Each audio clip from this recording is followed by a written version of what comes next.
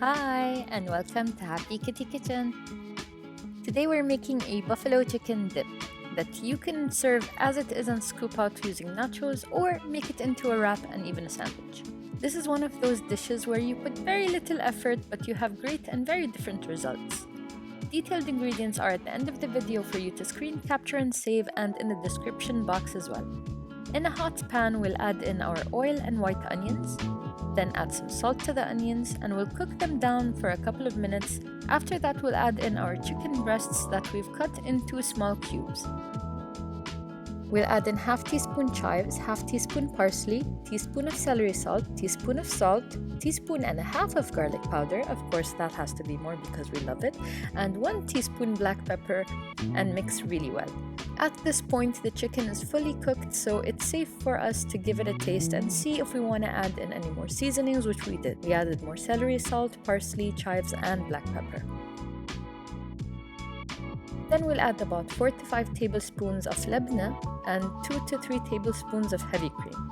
But if you have sour cream in your fridge, that would be enough. Just add 4 to 5 tablespoons of that alone without any heavy cream or anything else. Now, we'll very hesitantly add a tablespoon of blue cheese.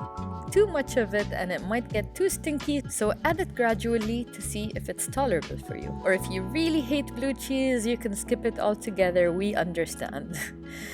Now we'll add half a cup of cheddar cheese, a half cup of mozzarella cheese, and a half cup of tabasco sauce. Make it a quarter of a cup if you don't want this to be too acidic or spicy and you can't handle the spice. That's up to you. We'll mix them all really well, then have a taste to see if we need to change anything to our preference. Then we'll add in our spring onions last because we don't really want to cook them down, we just want to add in that crunch. Transfer a part of the mixture to a skillet or an oven-safe pan, top it with some cheese and pop it into the oven for just enough time until the cheese bubbles and turns golden.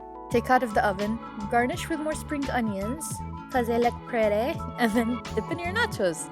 For the rest of the mixture, put them into tortilla wraps with lettuce, or make them into sandwiches, cut and present nicely for your friends, your family, your guests, and enjoy.